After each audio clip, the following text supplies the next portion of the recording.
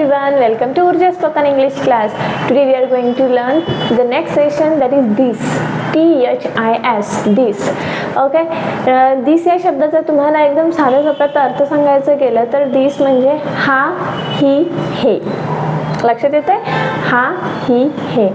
कधी यूज करायचा? जेव्हा एकच वस्तू आहे, नेहमी लक्षात ठेवा की this is only use for the singular things. जेव्हा एकच वस्तू आहे, एक वचनी वस्तूसाठी आपण दिसचा यूज करणार आहोत. एकच वस्तू आहे आणि ती आपल्या खूप जवळ आहे, तर अशी वस्तू मेन्शन करताना आपल्याला दिसचा यूज करायचा आहे. किती जवळ?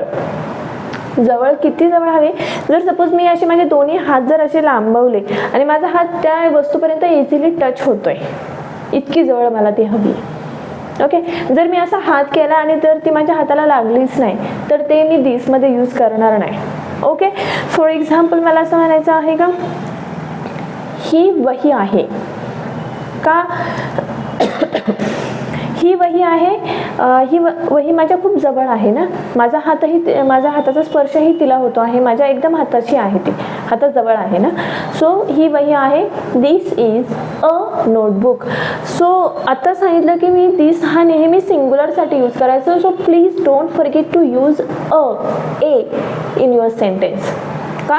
कारण सेंटेन्सेस तुमचं सिंग्युलरसाठी असतात, म्हणून एला मेन्शन करायचं आहे. भलेही तुम्ही मराठीमध्ये असं बोलू नका का ही एक वही आहे. नो, काही हरकत नाही. ही वही आहे. This is a notebook. फक्त स्पीक इंग्लिशमध्ये अ येणार आहे. हा टेबल आहे. This is a table. ही खुर्ची आहे. This is a chair. Okay, ही बॉटल आहे. दिस इज अ बॉटल, कारण ती माझ्या एकदम हाताची आहे. लक्षात येते? जे काही आपल्या वस्तू एकदम हाताची लागणार आहे ना, त्या सर्व वस्तूंसाठी आपण हा, ही, हे असंच यूज करणार आहे. मीन्स दिसचा यूज करणार आहोत. ओके, आता दरवाजा आहे जो की माझ्या हाताशी लागत नाही, बरोबर आहे की नाही? तो माझ्या खूप दूर आहे. मग मी असं बोलेल का हा दरवाजा आहे? नाही बोलणार मी. जर त्या दरवाजापर्यंत माझ्या हाताचा स्पर्श होत नाहीये तर मी हचा उच्चार त मध्ये करणार आहे. म्हणजे काय? तर तो दरवाजा आहे, कारण तो माझ्यापासून दूर आहे. लक्षात येतं? किंवा ती खिडकी आहे. ओके, जर एखादी खिडकी माझ्या खूपच जवळ आहे तर मी काय बोलणार आहे? ही खिडकी आहे. लक्षात येते? सो जे काही वस्तू आपल्या खूप जवळ आहे त्या सर्व वस्तूंना मेन्शन करताना आपण दिसचा यूज करायचा आहे. पण लक्षात घ्या, सर्वात महत्त्वाची गोष्ट की ती वस्तू एकच असली गरजेची आहे.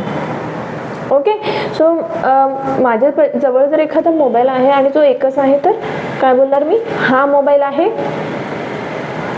This is a mobile. लक्षात येत आहे? सेम आता जसं की पॉझिटिव्ह अफर्मेटिव्ह सेंटेन्सेस बनवता येतात ना आपल्याला, तर थोडंसं फोकस आपण काय करायला पाहिजे का इंटरोगेटिव्ह निगेटिव्ह सेंटेन्सकडे पण दिला पाहिजे. ओके, जर मला असं म्हणायचं आहे की हा टेबल नाही आहे, please recall something that I have told before की not always come at the third number position in a sentence. Okay, की नॉटची पोझिशन ही सेंटेन्समध्ये नेहमी थर्ड नंबरला असते. सो हा टेबल नाही आहे. This is not a table. This is not a table. ही वही नाही आहे. This is not a notebook. ही बॉटल नाही आहे. This is not a bottle. ही खिडकी नाही आहे. This is not a window. हा दरवाजा नाही आहे. This is not a door. लक्षात येत आहे? ही रूम नाही आहे. This is not a room. Okay, so negative झालं. क्वेश्चन कसं बनवणार? ही वही आहे का? Is this a notebook? हा टेबल आहे का? Is this a table? He bottle आहे का? Is this a bottle? ही खिडकी आहे का? Is this a window? लक्षात येतं? सो आता बघा, साईड बाय मी जर एकदम सरळ तुम्हाला सांगायला गेलं की बघा मला असं हां ओके, ही अंगठी आहे. This is a ring. ही अंगठी आहे का? Is this a ring? ही अंगठी नाही आहे. This is not a ring. Okay, आता इज म्हणजे आहे हे तुम्हाला माहिती आहे. सेंटेन्स थोडं पास्टमध्ये कन्वर्ट करून बघा. थोडंसं सेंटेन्स आता मी बदलते. ही माझी अंगठी होती. सो ही माझी अंगठी होती. दिस वॉज माय रिंग. ही माझी अंगठी होती का? Was this my ring? ही माझी अंगठी नव्हती. दिस वॉज नॉट माय रिंग. लक्षात येते? किंवा मला असं म्हणायचं आहे की